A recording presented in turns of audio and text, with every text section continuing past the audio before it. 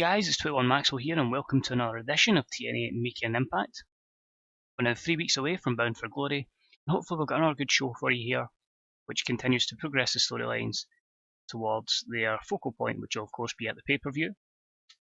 Mixture of matches, mixture of angles, again just getting some heat behind each storyline and hopefully allowing it to get the best rating possible at the pay-per-view. Today's show's over in Hawaii, we haven't been there for a wee while, so I thought we'll try that and see what kind of rating we get. But we'll get into the show. We have a main event, 8-man tag, and hopefully it can deliver. But let's kick on with another TNA Making an Impact episode. So we start off with a match. Pleased to see we get 4,162 in Hawaii. That's good to see in the Les Murakami Stadium.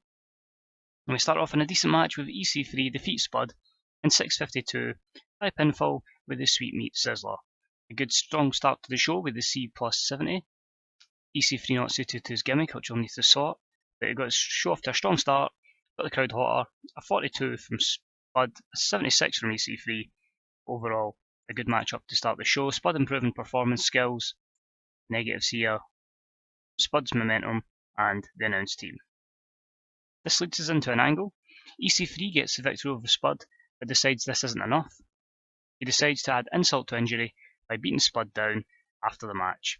He continually kicks him down, and then he gets a hold of a microphone. He says, "You see, this is what happens to people who go out their way and stab me behind the back, or just in general let me down.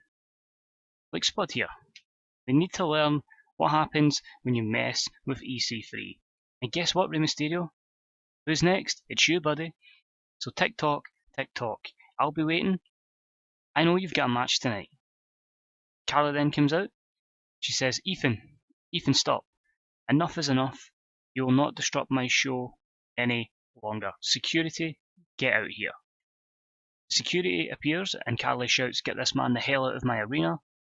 EC3 puts up a struggle to start with before he hits a smug expression on his face and just says, "Fine, I'll leave, but warn Rey Mysterio, his time will come." Security escorts EC3 to the back as Carly looks to see if Spud is okay. So a C53. I know Carly is a heel, but we're kind of using her as like a tweener role, so she's not fully behind all the heels, but she's doing what's best for business. Crowd got hotter with this segment. Carly underperformed. EC3 came across well, of course threatening Rey Mysterio here. No skill improvements, negatives, just the announce team again. Next up and about had some subpar wrestling and little heat with Trevor Lee defeat Mandrews in 9:14 by pinfall. A very solid D plus 50 for the X Division matchup. Great chemistry between both gentlemen. Mandrews with a 32. Trevor Lee continues a great run of form and gets a 54 here, so he's ever improving. No skill improvements, negatives, a few for Mandrews. After the match, Trevor Lee, as we said, continues his impressive run of victories and he gets on the mic for a quick few words. He basically says, "This is another statement. This is a rise of Trevor Lee. Be warned, Phoenix, that championship will be mine. It is just a matter of time." So another solid angle for him at D plus 50. It continues the X Division storyline and Trevor Lee continues to gain momentum heading in to Bound for Glory. Next up we have more X Division action, including Bram. And about that had some decent wrestling, but didn't have much heat. The team of Bram, Shibata and Kenny Omega defeated Ricochet, Phoenix and Sami Callihan in 10 minutes and 9 when Shibata defeated Sami Callihan by pinfall. This was a very good C60, which is good for the X Division, meshing with some more over stars. Sami Callihan get the 38, Phoenix with a 44, Ricochet with a 52. Good performances from Bram with a 59, Omega with an OK 49 and a 64 for Shibata, again continuing the X Division storyline because of some of the workers in this match.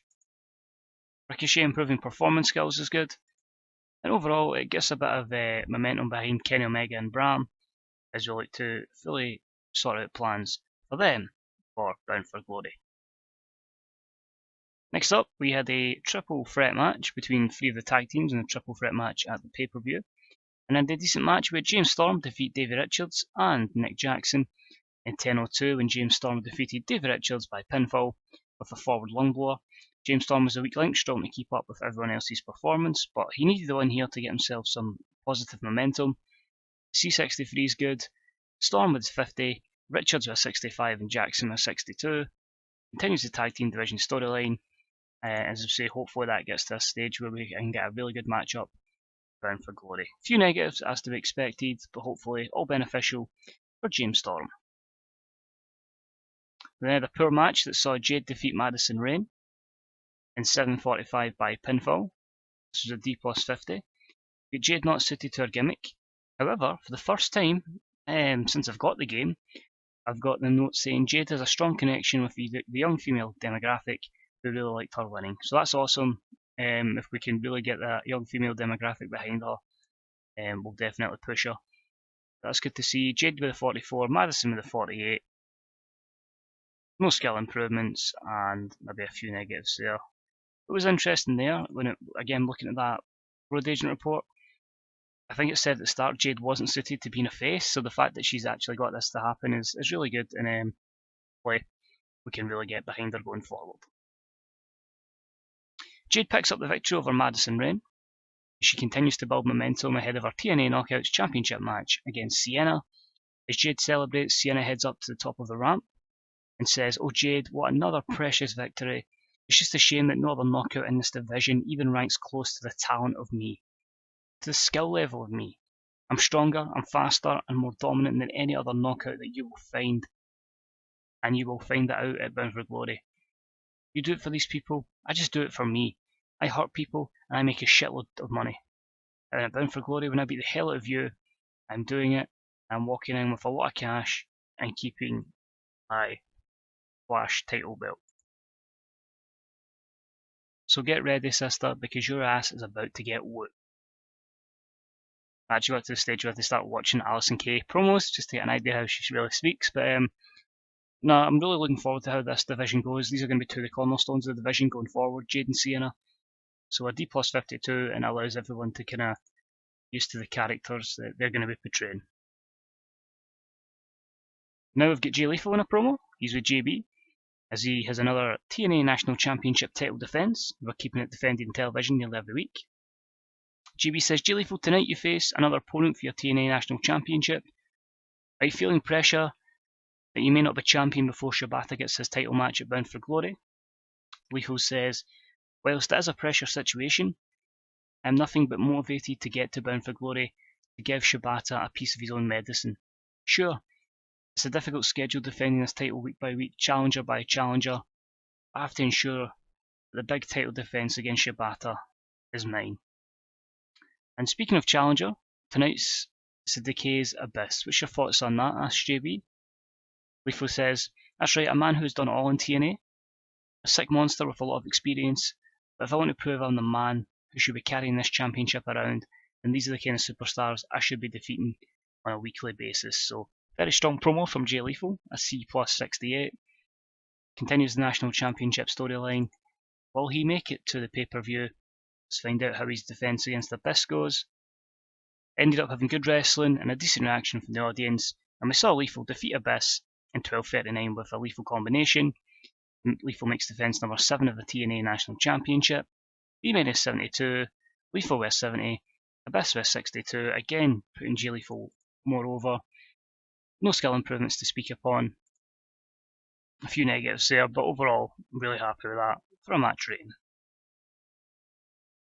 Next up, we had a match that had some good wrestling, decent reaction from the crowd, and we had Adam Cole defeat Rey Mysterio in 15:17 by using underhanded tactics. This was a B-minus 72. Rey Mysterio sustained an abdominal strain. Rey Mysterio with 69 and a 65 for Adam Cole. Interesting to see how this strain affects Rey Mysterio going forward. And no skill improvements. Few negatives there. And we'll see what's next.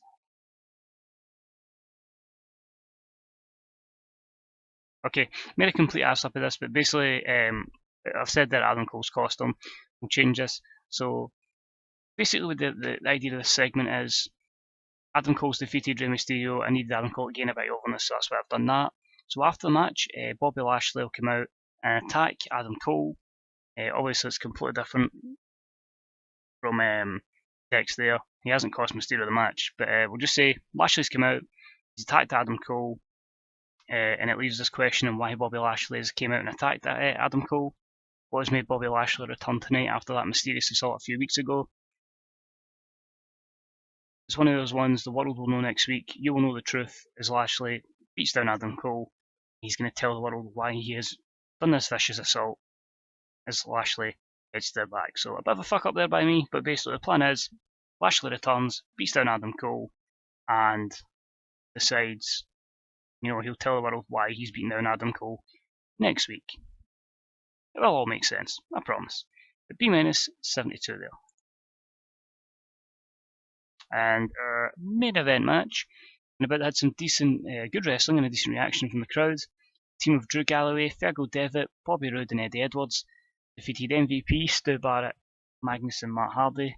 In 12-16 when Fergal Devitt defeated Matt Hardy by pinfall with a double knee gutbuster.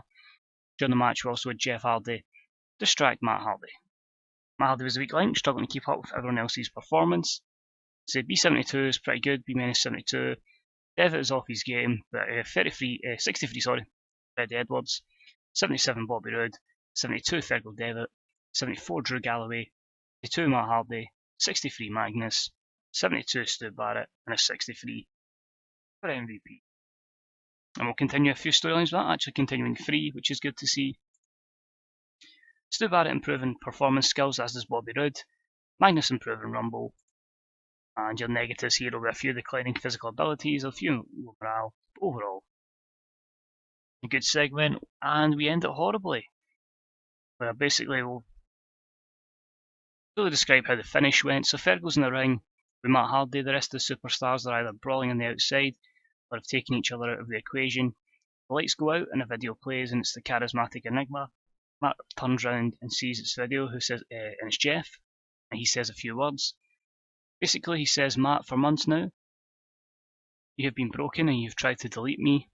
You've wished for a match-up against me. I have resisted, but no more. This does need to end, so I propose this. At Bound for Glory, I accept the challenge that you have issued on one basis. The loser of this match-up leaves TNA. This will be what they call the proper final deletion. The feud. This basically ends the feud. This is the battle of all battles, the war of all wars. Mass destruction is upon us. Teachers, prepare for war. So Jeff Hardy's distraction there, and that leads to Fergal Devitt attacking Matt Hardy with the double knee gutbuster and getting the win. So D plus 49, pretty poor that Jeff only got that, and I'm sure that's going to maybe hit a little tank into our rating overall. And still a B-71, so still 3 good matches to end the show to ensure that good rating and increases the popularity in a few regions. But I think when you look at that, you can definitely see a few feuds that are upon us. You can definitely see that it's going to be obviously Devitt versus Barrett. You're definitely going to see now Jeff versus Matt. You're also going to see Adam Cole against someone. You're also going to see Shibata against Lethal. We're going to have a big X Division matchup. There's a lot of things that I've got planned. EC3 looks likely to go with Rey Mysterio, and it's just really concluding these feuds over the next 2 weeks to make sure that pay-per-view has the best card possible and gets us, a lot of money and hopefully a show all you guys can enjoy. So we'll jump back to the main screen. Rey Mysterio is hurt badly, not personal, I want physical. And he is out for 14 days, which means he cannot wrestle, but he will be back just in time for Bound for Glory. So that's ideal, just the normal that he'll be back. Thankfully it's only 14 days. It means basically his matchup will be, again, hopefully it's not in doubt now. Hopefully he'll be fine and they can put up a good matchup. Feedback's been good, so I'm going to just really use this storyline really just for kind of promos and stuff like that now. Nothing else really over there to look at. Brittany Savage and Holly Blossom both on maternity leave. So Rey Mysterio injured, 2.35 for rating. Drug test was fine. Ricochet doesn't connect with the fans, says Matt Hardy, and Devitt says Eddie Edwards doesn't know how to work and doesn't know how to work with the crowd. Overall, it's another good show. We're continuing to increase size, that's what we want. Money's good, momentum's ever improving, prestige is about the same, We're the third best company. But a lot of lower carders that aren't very happy. That's cool. We'll work on that. Somebody like Jeff Hardy, he caused an injury and he's still unhappy for that. So I don't want to give away too much money. As I said a few episodes ago, I think I'm going to look to try and get a development company post Bound for Glory. We'll just see how the financial situation is, and hopefully things just keep going the way they're going. And the save's going in a good position. Size is in a solid place. It's still got a long time till national, but we're safely away from cult, or from dropping from cult anyway. So as always, guys, thanks for watching the episode. If you enjoyed it, please leave a like. Any comments are deeply appreciated as well. We'll always get back to them at one point. And of course, any subscriptions are deeply appreciated. So these drop into your sub boxes every Tuesday and every Friday, and every WWE1 every Saturday. No, that's wrong. It's Sunday. As I say, it's going to be a wee bit off, but mid-September there'll be more WWE ones on the basis I'm going to be doing a G1. I'm just starting to book that just now. I anticipate there'll be a lot of time in October and September I won't be playing TW, just purely because FIFA will be it, and I intend to power that, so I'm booking a good bit in advance. But the WWE saves for fun anyway. I'm trying different things, so this is my attempt at a G1, and we'll be able to document over the videos whether it's a success or not. So as always, thanks for watching, guys. It's deeply appreciated. As I say, next episode will be up on Friday, I believe that's my schedule. And yeah, so a week on Friday, and then we will have Bound for Glory. So hopefully you enjoy the run to Bound for Glory, and hopefully the pay-per-view is stellar. So thanks for watching, guys. Deeply appreciate it. See you all next time. Bye bye.